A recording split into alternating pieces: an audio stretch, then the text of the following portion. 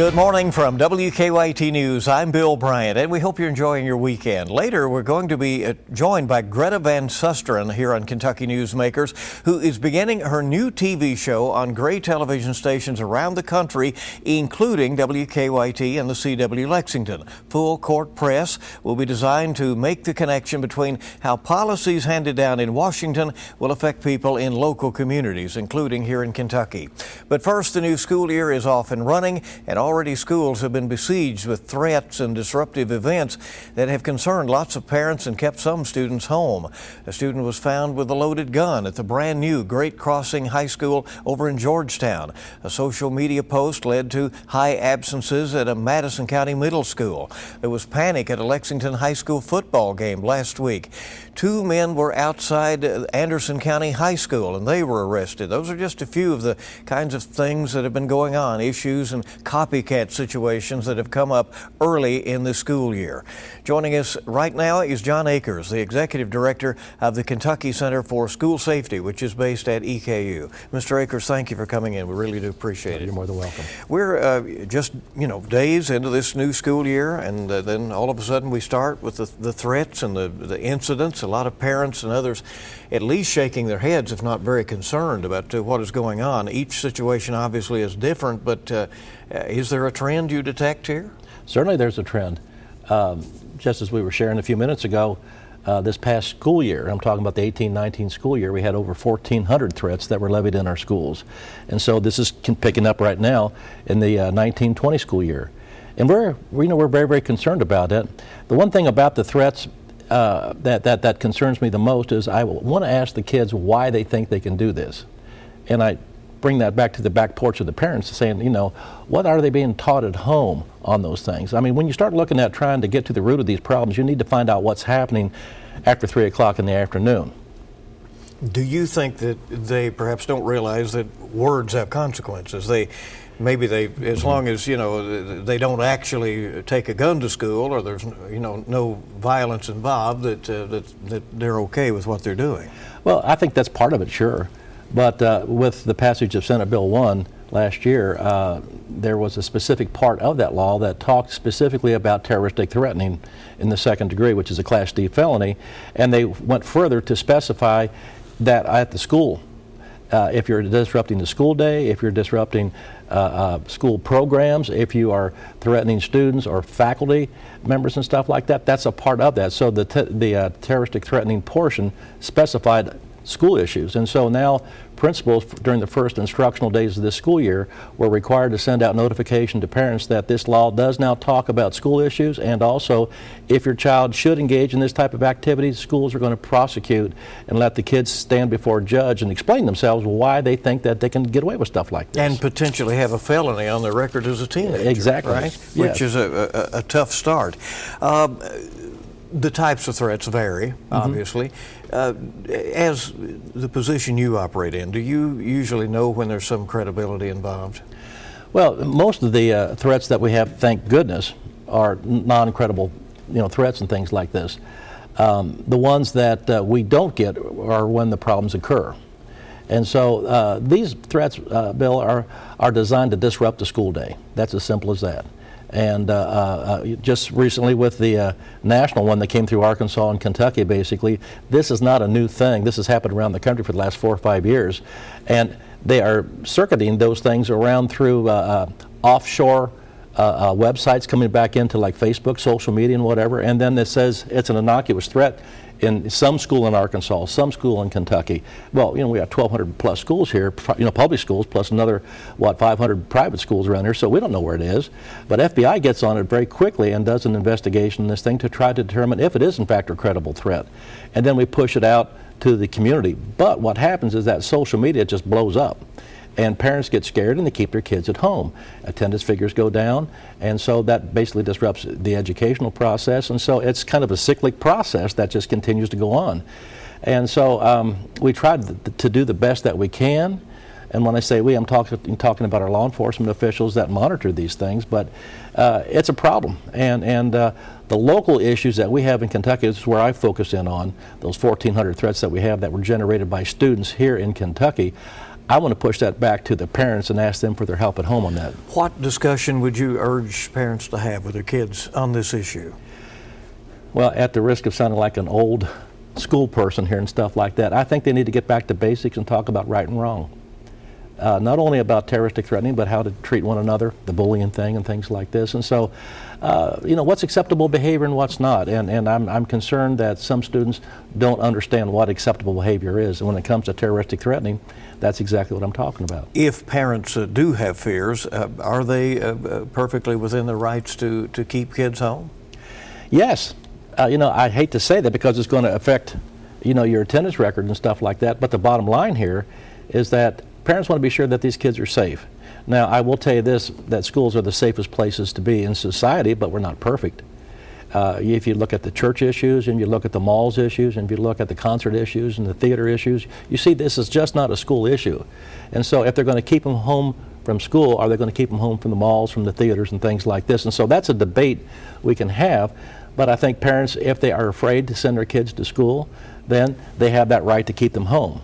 But, as soon as I say the schools are absolutely safe, then something bad's going to happen, so I can't go that far. But I'm going to say that I have no problem putting my grandkids in schools. I have no problem with telling my friends to put their kids in school. What would you have parents know in terms of the response that is done when something does come in that may or may not be credible? Obviously, law enforcement and the schools move very quickly to try to determine the authenticity, certainly to harden any potential target. What are the kinds of things that are going on? Well, a whole bunch of things. I'm glad you mentioned that. Through Senate Bill 1, this has really intensified all the efforts on school safety at the school level front, from target hardening as far as doors and maintaining what we call access control to the building, to locking all school classroom doors during instruction. Plus, it has that whole mental health side of this thing, which you've heard so much about, that, it's not the gun that kills the people, it's the mental health people that kill the people, so to speak. And so there's all kinds of efforts to try to prevent and try to predict when things are happening like this. But when we get when we get a threat like this, first of all, we're pushing out a statewide tip line that's now being run through Homeland Security, and all the schools now have posters on those where they can text, where they can email, or they can phone in, and there'll be a school safety analyst 24/7, 365, ready to answer the phone or respond to the text or whatever. So those are some preventative things that are out there. But when a threat comes in like that, law enforcement immediately gets involved with the school officials, and they go right after it immediately. They don't take anyone not seriously. All of them are seriously, and then we'll let the chips fall where they may as far as those things are concerned. But when you get to that, I want the parents to know that the school officials are really trained, and law enforcement officials are trained to admit these things out immediately and figure out what's going on. And in consultation, they will make the decision if it has come in after the school day and before the next one, whether or not to proceed with school. Exactly. Right? And this is another problem too. A threat may come in at 8:30 in the morning. Parents will know about it at 8:31 because their kids are texting their parents and stuff. It may take school officials 4 or 5 hours to vet that out and find out what's going on, and then push something out around noon or 12 o'clock, 1 o'clock, whatever. And there'll be a frustration from the parents. Well, why can't you tell us something at 8:32 on this? Well, we need to get into the weeds and find out what's going on. And so we ask for parents to have a little bit of, give us a little space to get this thing investigated, and then be a little patient with us, what it's looking for there, and let us get into it. And as you know, certainly as a parent yourself, and that's difficult. It's hard to say, and it's hard to do. Right, knowing that the kids could be in harm's way. There, in the midst of all of this, there have been some good outcomes in that people have come forward and said things. In the case of the gun at Great Crossing High School, the state's newest high school, days into being open, a female student reported that another student on campus had a loaded gun. How important is that adage, if you see something, say something? Absolutely critical, absolutely critical. Kids know a lot of these things before the adults know. And so it's important to praise these kids when they do those things.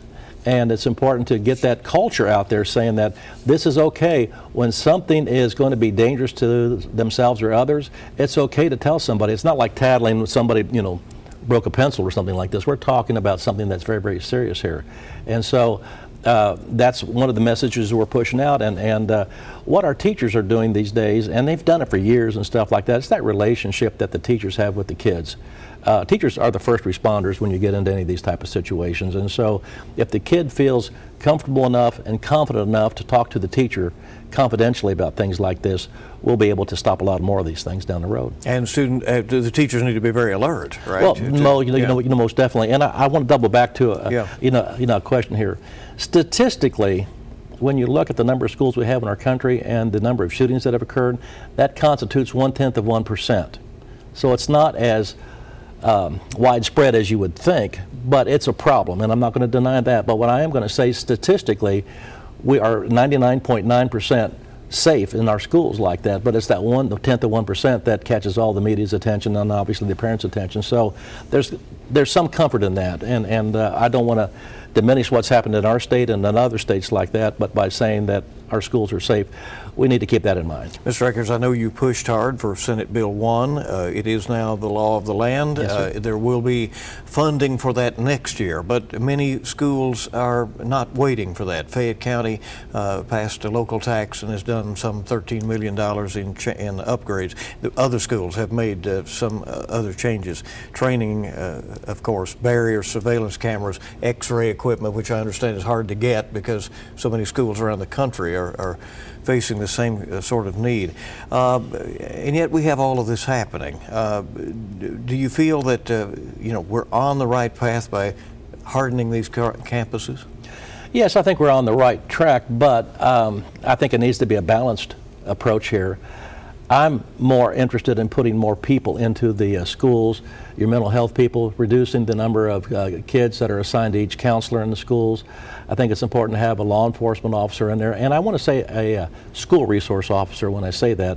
These folks are trained to be mentors and teachers and counselors and law enforcement officials, and here in Fayette County I've had the pleasure of working with many over the years like that, and some of these police officers that are in our schools, the kids have such a special relationship with them that you have good intel that comes in there, and the kids feel comfortable talking with them. And so I think that's an approach there. The hardware side of this thing, Bill, to be perfectly honest with you, is window dressing sometimes. With Marshall County High School, for example, they have 87 exterior doors. Now let's get real about having metal detectors. You check that out at the beginning of the day, but what can happen during the regular portion of the day? And look at all the doors our schools have. So we're more reliant on the kids telling us what they know. And we're reliant on these tip lines. And we're reliant on parents who may hear something at home to call us and let us know what's going on. The hardware is something that, yes, we want to lock the doors and stuff, but the shootings take place before school, during lunch, after school. So you hear what I'm saying? We're trying to develop these kids to understand what we call is situational awareness. Know your options. If you hear shooting, run away from it. If you can't run away, hide, lock down. Those type of things like this. Not only 8 o'clock to 3 o'clock, but when they go to church, when they go to the theater, like I mentioned a few minutes ago, all those other venues, they need to be aware. And that's the way this society's pendulum is swung now into, look at all the mass shootings that are going around the country. It's scary. And so we want the kids to be trained on how to deal with issues 24/7. With Jon Akers, he is with the Center for School Safety here in Kentucky, and obviously quite an accomplished educator and now an expert in this field. We're coming back on Kentucky Newsmakers. More questions for him, and Greta Van Susteren joins us a little later to talk politics. We'll be back. Welcome back to Kentucky Newsmakers. We're delighted you're with us today. Jon Akers is with us from the Kentucky Center for School Safety. Very timely interview, given the fact that we have had all of these issues at the start of the school year. Frustrating, certainly, but I know you're hoping, Mr. Akers, to get things on track and get some of this out of the system, right? I mean, correct. Let's talk about another thing in terms of visitors who come to campus, and be that vendors or parents or someone who has some reason to be at school. They also need to understand that the rules have changed. Definitely, and one of the things that we have been pushing out is stronger access control policies. When a parent or anybody comes to a school, they're going to have to buzz in, state their name. They're going to have to explain why they're there, state the purpose there. We just can't have people walking in the hallways just down the way and stuff like that. We need to control the flow of that.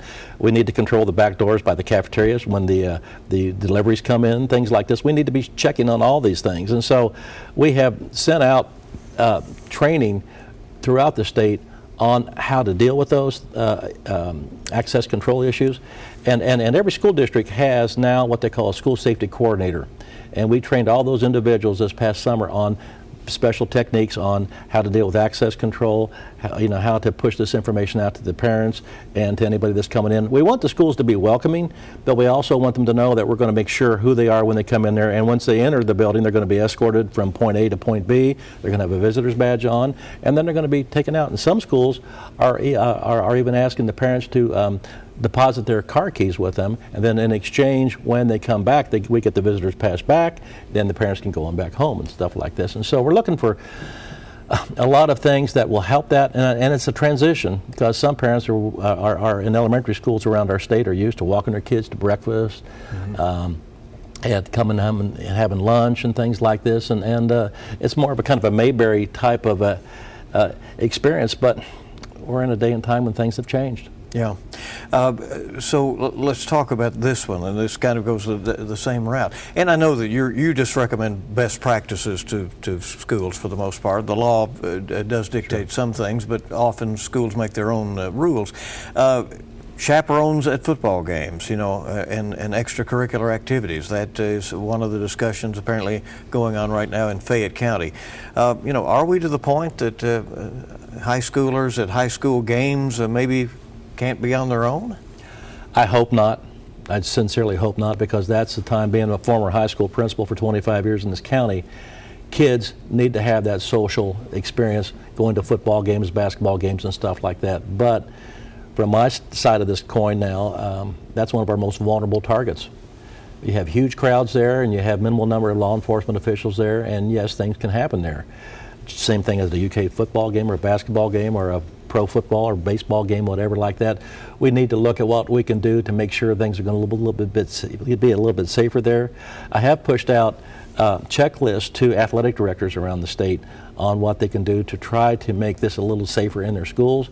But if you have somebody like happened here in Fayette County, where a kid yells fire in their theater, so to speak, that there's a gun here, and everybody starts freaking out and stuff like that, we need to flex strong with those individuals when they commit those acts of terroristic threatening, and maybe the word will get out that, hey, you're going to get socked with some information, or not information, but with some punishment, meaningful punishments, and maybe your parents are going to have to pay a fine on this thing.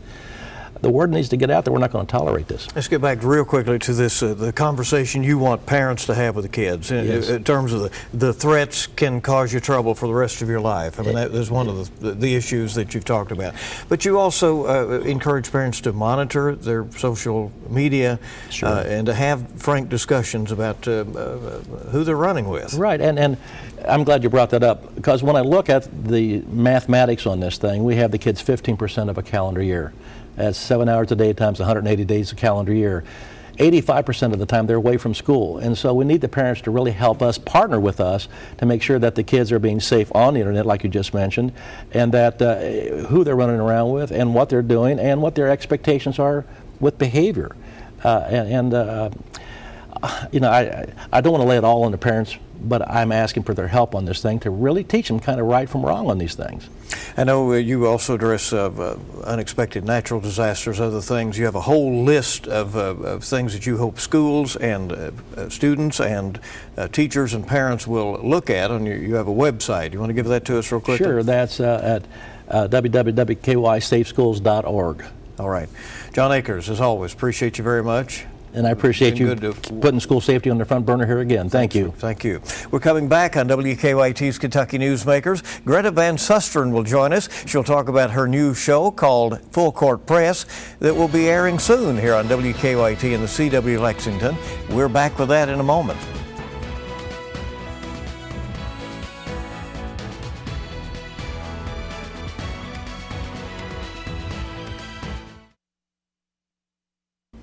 Welcome back to Kentucky Newsmakers. We're glad you're here. We're heading into a very exciting time in America with national elections really already getting rolling for next year. But how do the policies that are debated and enacted in Washington affect communities where people live and work around the country?